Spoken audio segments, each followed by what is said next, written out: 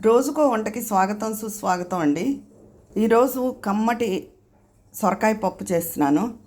కొన్ని సొరకాయ ముక్కలు, పెద్ద టమాటో, 2 పచ్చిమిరపకాయలు, ముందుగా నానబెట్టుకున్న కందిపప్పు.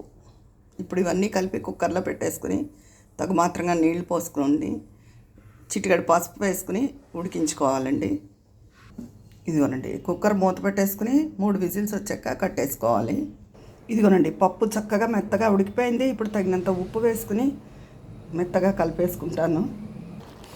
నేను ఎప్పుడూ చెప్తాను కదండి, జీలకర్ర, ఎండుమిర్చి, కొద్ది ఇంగువ వేయించుకున్న పొడి ఉంచుకుంటే అది పప్పుల్లో వేసుకుంటే బాగుంటుందని ఆ పొడి వేసేస్తున్నాను.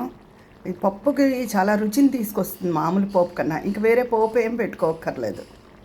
2 నిమిషాలు ఈ కారం, ఇంగువ వాసన పట్టేలా పప్పుని ఉడకనిచ్చుకుని కట్టేయడమేనండి.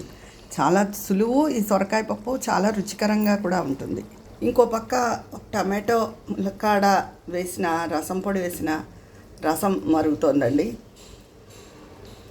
ఈ పప్పులోకి తినే ముందు కాసిన వడియాలేవో వేయిస్తాను. ఇదిగోనండి, ఎంతో రుచిగా ఉండే సొరకాయ పప్పు.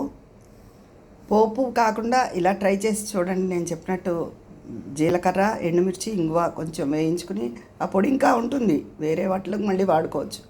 ఒక 1/2 స్పూన్ పొడి వేసేయడం, చారు పొడి వేసిన రసం. ఇదండి రోజుకో వంటలో. ఈ వంటలు కనుక మీకు నచ్చితే నా ఛానల్కి లైక్ చేసుకుని సబ్స్క్రైబ్ చేయాలని కోరుకుంటున్నాను. ఉంటాను, మీ విజయ పన్నాల.